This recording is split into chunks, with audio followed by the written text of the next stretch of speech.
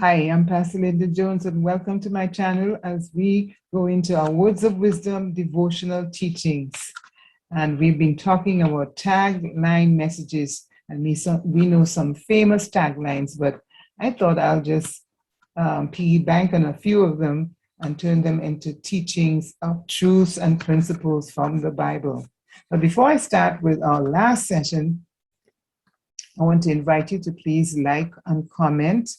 Subscribe to the channel so that you won't miss any of these exciting teachings, and share this video with your friends. Our last tagline today is "Joy will take you further." A well-known alcoholic brew is one of the biggest brands in the world, and its slogan says, "Joy will take you further." It has been adopted and embraced everywhere as a rallying cry for progress, as encouragement in adversity, as a joyful expression of optimism, and as the best piece of advice you're ever likely to hear. That's interesting for an alcoholic beverage, but anyhow, sounds great. On the website of this product is a short film which shows people living life to its fullest, espousing the philosophy that while hard work will take you so far, joy will also allow you to achieve more. There's so much psychology in these branding and slogans. Now, I do not endorse the product, but a great tagline, which is quite true. Joy will take you further. It will allow you to achieve more. In Nehemiah chapter 8, a well-known verse that we spout off without even thinking, it says, "The joy of the Lord is my strength." Now, the truth is, when you lose your joy, you lose the ability to go on. Lack of joy, it weakens you. We know that. Once you lose your joy, you drudge, you pull, you drag, you just don't have what it takes to go on. So joy will take you further. Without joy, you trudge along life like you're straining to accomplish what God has called you to do. But when there's joy, you can achieve more, and you can definitely go farther. In Romans chapter 15, verse 13, it says, "Now may the God of hope fill you with joy and peace in believing, that you may abound in hope by the power of the Holy Spirit." David had lost his joy because he got into sin, and so he prayed for the Lord to restore to him the joy of his salvation. You'll find that in Psalm 51, verse 12. David cried, "Restore to me the joy of your salvation, and uphold me by your generous spirit." And we know, every believer knows once they've gotten into something that is not pleasing to the Lord, a backslidden, and they got into doing things that were unbiblical and wrong, it immediately saps your joy. It takes that joy away from you. So David, they figured he wrote this psalm after his encounter with Bathsheba. Remember when he committed adultery and that led to murder and the whole issue that he suffered. They believe this psalm was written for that at that time. And so he was crying out to God to restore the joy of his salvation. However, we must be aware of joy stealers. One, we just said, one is sin for sure. Sin will steal your joy away. It is the guilt, the regret, and the shame that go with it. It hinders your prayer life. Your prayer life is your lifeline to the presence of God, and not having the presence of God, your joy eventually dries up. So, you can't win anyway. Another joy stealer is worry and anxiety. That is why Paul said in Philippians, "Be anxious for nothing." Today, people are plagued with anxiety for one reason or another. Their health, the economy, their family situation, and on national situations, political situations, health, it just goes on and on.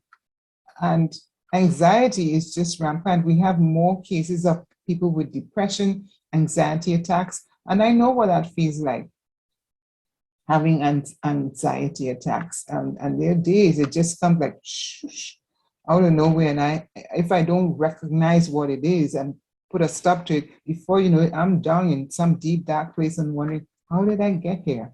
but anxiety is real. That's why Paul says, be anxious for nothing.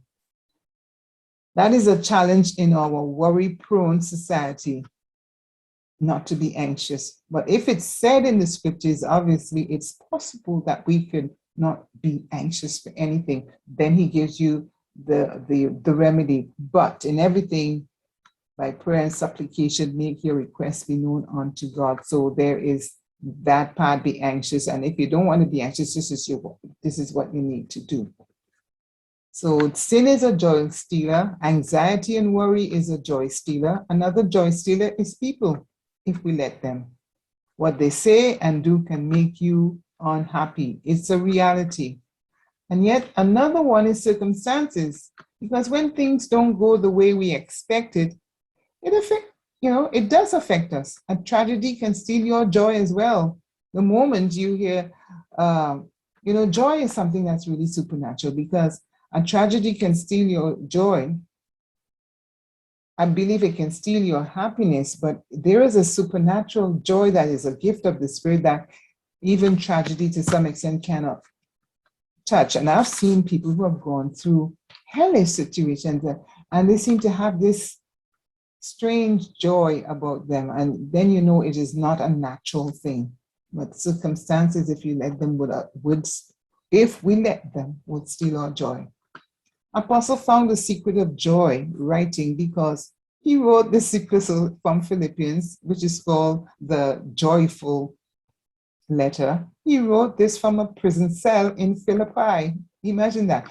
Now, prison cells those days were not like this Hilton Hotel kind of prisons that we have these days, where I call them Hilton hotels, because they're not really in a prison. This is dungeon. This is dark, deep, down, rats, mice, filth, no running water.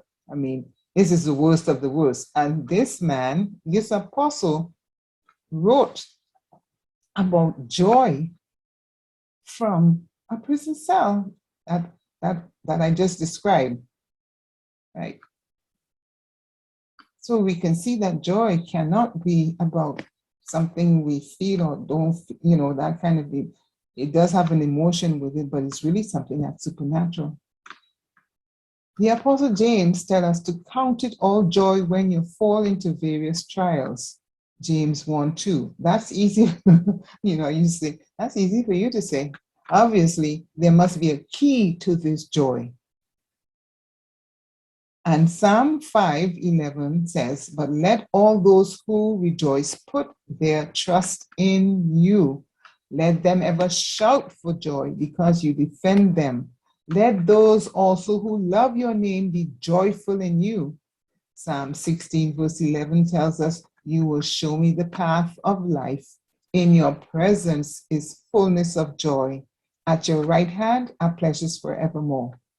The key to joy here from these verses tell me is the presence of the Lord.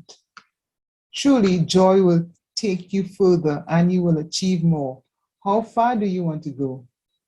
As Nehemiah says, the joy of the Lord is your strength. So we come to the end of this series on tagline messages.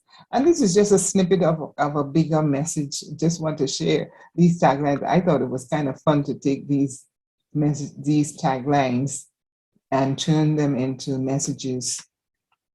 Joy will take you further. The pause that refreshes. Obey your thirst. Just do it. And I can't remember what the other one is, but it's in the session. So please go through the messages, go through all the sessions. They're not long.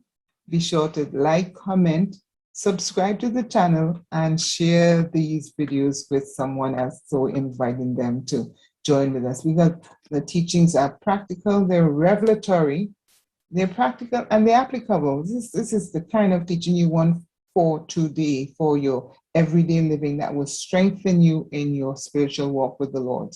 I'm Pastor Linda Jones, and I thank you for joining me for Words of Wisdom. I also have a ministry called Women of Words, and there's more information below. You can go into see more, where you find the links to our ministries. And I look forward to joining you again with another series.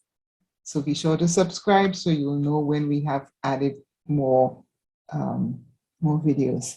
So thank you for joining me. See you next time. Bye-bye.